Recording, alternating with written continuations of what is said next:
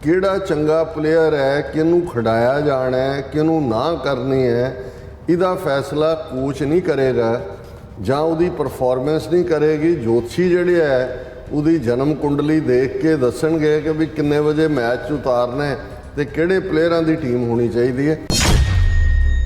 ਭਾਰਤੀ ਜਿਹੜੀ ਫੁੱਟਬਾਲ ਦੀ ਟੀਮ ਹੈ ਉਸ ਦਾ ਕੋਚ, ਹਾਲਾਂਕਿ ਕੋਚ ਗੋਰਾ ਲੱਗਦਾ ਹੈ, ਉਹਨੇ ਜਿਹੜਾ ਇੱਕ ਜੋਤਸ਼ੀ ਆ ਭੁਪਿੰਦਰ ਸ਼ਰਮਾ ਉਹਨੂੰ ਸੁਨੇਹਾ ਭੇਜਿਆ ਕਿ ਬਈ ਮੈਂ ਤੁਹਾਨੂੰ ਸਾਰੇ ਖਿਡਾਰੀਆਂ ਦਾ ਜਿਹੜਾ ਉਹ ਡਾਟਾ ਭੇਜ ਰਿਹਾ, ਉਹਨਾਂ ਦਾ ਜਨਮ ਤਰੀਕਾਂ ਇਹ ਵੋ, ਤੁਸੀਂ 11 ਜੂਨ ਦਾ ਚਾਰਟ ਦੇਖ ਲੈਣਾ ਜੋਤਿਸ਼ ਦਾ, ਔਰ 8:30 ਵਜੇ ਇਹ ਮੈਚ ਹੋਣਾ ਵੀ 8:30 ਵਜੇ ਉਹਨਾਂ ਦੀ ਰਾਸ਼ੀ ਮੁਤਾਬਕ ਉਹਨਾਂ ਦਾ ਕੀ ਪਰਫਾਰਮੈਂਸ। ਮੈਚ ਸ਼ੁਰੂ ਹੋਣ ਤੋਂ 1 ਘੰਟਾ ਪਹਿਲਾਂ ਭਾਰਤ ਨੇ ਉਹਨਾਂ 2 ਖਿਡਾਰੀਆਂ ਨੂੰ ਗੇਮ ਤੋਂ ਬਾਹਰ ਕਰ ਦਿੱਤਾ ਹੈ ਜਿਨ੍ਹਾਂ ਦੇ ਸਿਤਾਰੇ ਜੋਤਿਸ਼ ਦੇ ਮੁਤਾਬਕ ਠੀਕ ਨਹੀਂ ਸੀ। ਹੁਣ ਕਹੋ ਜੀ ਹਿੰਦੂਤਵਾ ਆਈਡੀਓਲੋਜੀ ਹੋ ਜਾਏਗੀ ਜਦੋਂ ਆਲਰੇਡੀ ਸਪੋਰਟਸ ਦੇ ਵਿੱਚ 2 ਖਿਡਾਰੀ ਜਿਨ੍ਹਾਂ ਦੀ ਬੈਸਟ ਪਰਫਾਰਮੈਂਸ ਸੀ ਉਹਨਾਂ ਨੂੰ ਇਸ ਲਈ ਬਾਹਰ ਕਰਤਾ ਗਿਆ ਕਿ ਜੋਤਸ਼ੀਆਂ ਨੇ ਕਿਹਾ ਵੀ ਤੁਹਾਡੇ ਸਿਤਾਰੇ ਜਿਹੜੇ ਨੇ ਅੱਜ ਖੇਡਣ ਵਾਲੇ ਨਹੀਂ।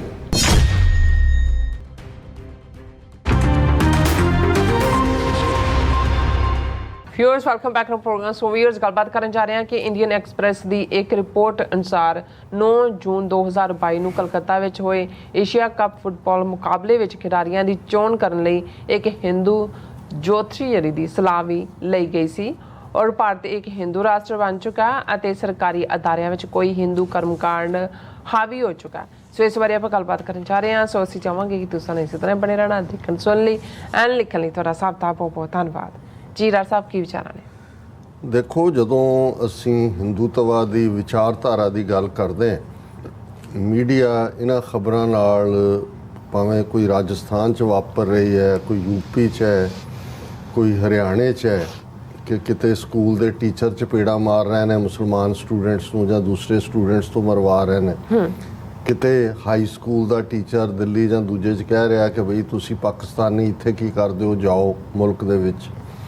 ਔਰ ਹੁਣ ਕਿਉਂਕਿ ਜਨਵਰੀ ਦੇ ਵਿੱਚ ਇਹਨਾਂ ਨੇ ਉਹਦਾ ਰਾਮ ਮੰਦਰ ਦਾ ਅਗੇਨ ਉਹਨੂੰ ਮੋਦੀ ਨੂੰ ਰਾਮ ਜੀ ਦਾ ਅਵਤਾਰ ਬਣਾ ਕੇ ਫਿਰ ਸ਼ਿਲਾਨਿਆਸ ਕਰਵਾਉਣਾ ਜੀ, ਮੰਦਰ ਮੁਕੰਮਲ ਹੋ ਗਿਆ।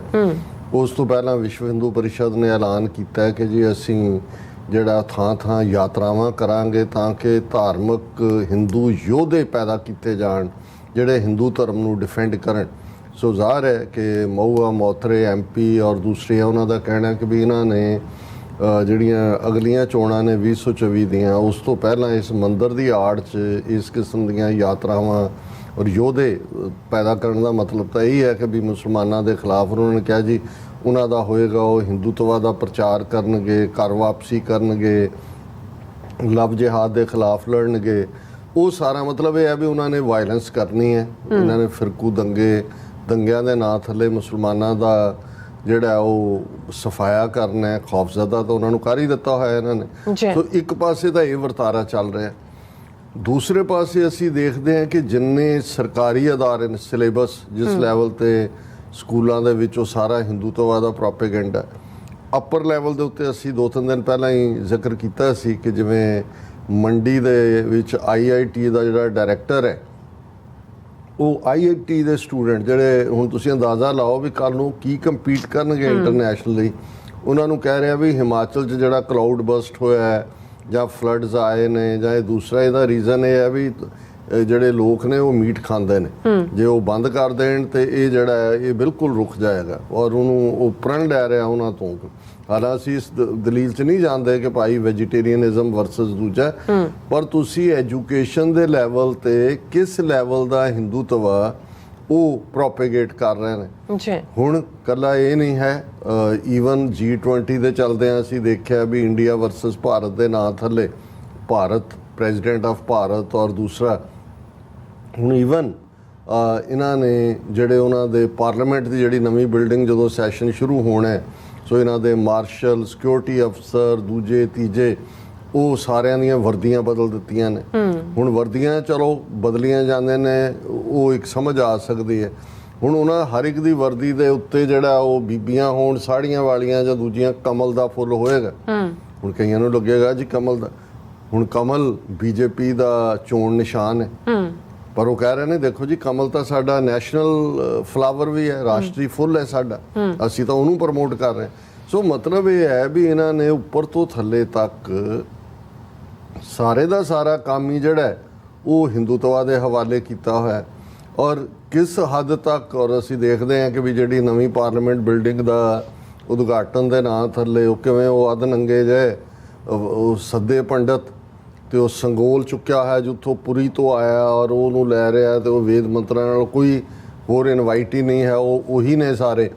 ਯਾਨੀ ਮਤਲਬ ਇਹ ਹੈ ਕਿ ਹਿੰਦੂ ਰਾਸ਼ਟਰ ਦੀ ਨੀਂਹ ਰੱਖੀ ਗਈ। ਹੁਣ ਜਿਵੇਂ ਅੱਜ ਹੀ ਸਾਡੇ ਵੀਰ ਸੁਖਵਿੰਦਰ ਸਿੰਘ ਵਾਇਸ ਆਫ ਖਾਲਸਾ ਵਾਲੇ ਪੁਆਇੰਟ ਆਊਟ ਕਰ ਰਹੇ ਸੀ ਕਿ ਵੀ ਇਹ G20 ਦੇ ਵੇਲੇ ਜਿਹੜਾ ਉਹਨਾਂ ਦਾ ਮੈਸੇਜ ਵੀ ਜਾ ਰਿਹਾ, ਮੈਂ ਉਹਨਾਂ ਨੂੰ ਕਿਹਾ, ਮੈਂ ਕਿਹਾ ਵੀ ਇਹ ਥੀਮ ਆਫ ਦਾ ਈਅਰ ਹੈ, ਉਹ ਹੋਸਟ ਕੰਟਰੀ ਕੋਲ ਹੁੰਦਾ, ਪਰ ਉਹੀ ਕੁਟੰਬਮ ਵਾਸੁਦੇਵਮ ਔਰ ਫਲਾਣਾ ਕਿ ਜੀ ਇੱਕ ਕੁਟੰਬ ਦੁਨੀਆ ਹੀ, ਵਨ ਅਰਥ, ਵਨ ਫਲਾਣਾ, ਵਨ। ਉਹਨਾਂ ਨੇ ਕਿਹਾ ਇਹ ਤਾਂ ਉਹ ਹਿਟਲਰ ਵਾਲੀ ਗੱਲ ਹੀ ਹੈ, one nation, one race, one people. ਮੈਂ ਕਿਹਾ ਵੀ ਇਹ ਜਦੋਂ ਇਹਨਾਂ ਨੇ ਸੰਸਕ੍ਰਿਤ ਦਾ ਬਣਾਇਆ ਸੀ ਉਹਦੀ ਅੰਗਰੇਜ਼ੀ ਟਰਾਂਸਲੇਸ਼ਨ ਬਾਅਦ 'ਚ ਕੀਤੀ, ਚੀਨ ਨੇ ਇਹਦੇ ਤੇ ਇਤਰਾਜ਼ ਕੀਤਾ ਸੀ। ਚਾਈਨਾ ਨੇ ਕਿਹਾ ਸੀ ਵੀ ਯੂਨਾਈਟਿਡ ਨੇਸ਼ਨਸ ਦੀਆਂ ਤਾਂ 6 ਬੋਲੀਆਂ ਨੇ ਜਿਹਨਾਂ ਵਿੱਚ ਇੰਗਲਿਸ਼ ਹੈ, ਫਰੈਂਚ ਹੈ, ਸਪੈਨਿਸ਼ ਹੈ, ਰਸ਼ੀਅਨ ਹੈ, ਅਰਬੀ ਹੈ ਔਰ ਇੱਕ ਹੋਰ ਹੈ ਕਿ ਬਈ ਉਸ ਤੋਂ ਬਿਨਾਂ ਹੋ ਨਹੀਂ ਸਕਦੀ। ਉਹਨਾਂ ਨੇ ਫਿਰ ਉਹਦੀ ਅੰਗਰੇਜ਼ੀ ਇਹ ਕੱਢੀ, ਲੇਕਿਨ ਉਸ ਦੇ ਪਿੱਛੇ ਵੀ ਜਿਹੜਾ ਉਹਨਾਂ ਦਾ ਉਹ ਚੱਕਰ ਜਿਹਾ ਘੁੰਮਦਾ ਹੈ ਜਾਂ ਦੂਜਾ, ਉਹਦੇ 'ਚ ਤੁਸੀਂ ਦੇਖ ਸਕਦੇ ਹੋ ਕਿ ਵੀ ਉਹ ਜਿਹੜੀਆਂ 12 ਰਾਸ਼ੀਆਂ ਇਹਨਾਂ ਨੇ ਬਣਾਈਆਂ ਹੁੰਦੀਆਂ ਉਹਦਾ ਕੰਮ ਸਭ ਚੱਲ ਰਿਹਾ ਹੁੰਦਾ।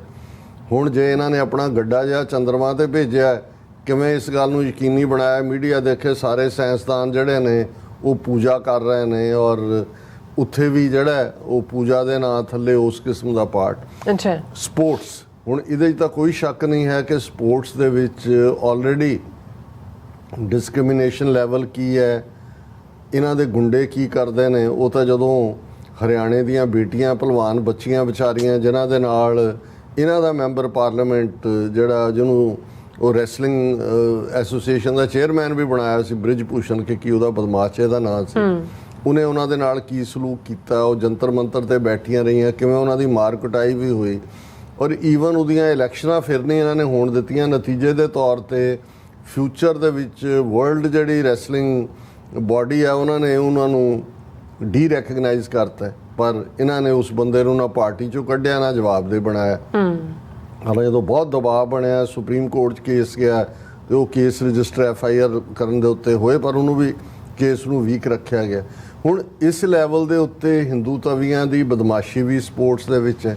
ਪਰ ਇਹ ਖਬਰ ਜਿਹੜੀ ਇੰਡੀਅਨ ਐਕਸਪ੍ਰੈਸ ਨੇ ਦਿੱਤੀ ਔਰ ਇਸ ਦਾ BBC ਨੇ ਵੀ ਇਸ ਦਾ ਨੋਟਿਸ ਲਿਆ।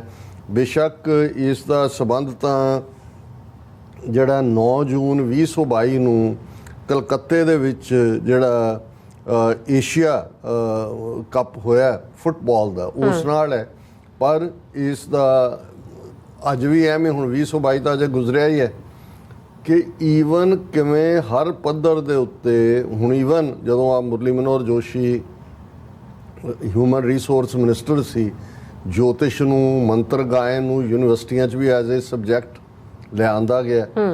ਲੇਕਿਨ ਹੁਣ ਕਿਹੜਾ ਚੰਗਾ ਪਲੇਅਰ ਹੈ, ਕਿਹਨੂੰ ਖਿਡਾਇਆ ਜਾਣਾ ਹੈ, ਕਿਹਨੂੰ ਨਾ ਕਰਨੀ ਹੈ, ਇਹਦਾ ਫੈਸਲਾ ਕੋਚ ਨਹੀਂ ਕਰੇਗਾ ਜਾਂ ਉਹਦੀ ਪਰਫਾਰਮੈਂਸ ਨਹੀਂ ਕਰੇਗੀ। ਜੋਤਸ਼ੀ ਜਿਹੜੇ ਹੈ ਉਹਦੀ ਜਨਮ ਕੁੰਡਲੀ ਦੇਖ ਕੇ ਦੱਸਣਗੇ ਕਿ ਵੀ ਕਿੰਨੇ ਵਜੇ ਮੈਚ ਉਤਾਰਨਾ ਹੈ ਤੇ ਕਿਹੜੇ ਪਲੇਅਰਾਂ ਦੀ ਟੀਮ ਹੋਣੀ ਚਾਹੀਦੀ ਹੈ। ਇਹ ਕੋਈ ਸਪੋਜੀਸ਼ਨ ਨਹੀਂ ਹੈ ਵੀ ਇਵੇਂ ਹੋਏਗਾ, ਇਵੇਂ ਆਲਰੇਡੀ 2022 ਦੇ ਵਿੱਚ ਹੋਇਆ।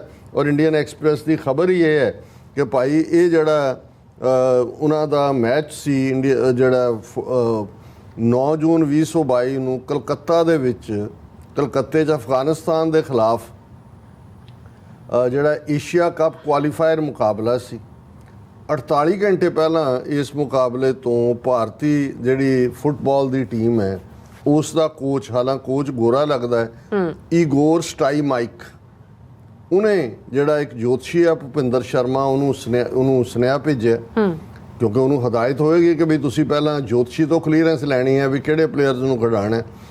ਹੁਣ ਉਹਦੇ 'ਚ ਉਹਨੇ ਸੁਨੇਹੇ ਦੇ ਵਿੱਚ ਲਿਖਿਆ ਕਿ ਬਈ ਮੈਂ ਤੁਹਾਨੂੰ ਸਾਰੇ ਖਿਡਾਰੀਆਂ ਦਾ ਜਿਹੜਾ ਉਹ ਡਾਟਾ ਭੇਜ ਰਿਹਾ, ਉਹਨਾਂ ਦਾ ਜਨਮ ਤਰੀਕਾਂ ਤੁਸੀਂ 11 ਜੂਨ ਦਾ ਚਾਰਟ ਦੇਖ ਲੈਣਾ ਜੋਤਿਸ਼ ਦਾ, ਔਰ 8:30 ਵਜੇ ਇਹ ਮੈਚ ਹੋਣਾ ਹੈ ਵੀ 8:30 ਵਜੇ ਉਹਨਾਂ ਦੀ ਰਾਸ਼ੀ ਮੁਤਾਬਕ ਉਹਨਾਂ ਦਾ ਕੀ ਪਰਫਾਰਮੈਂਸ।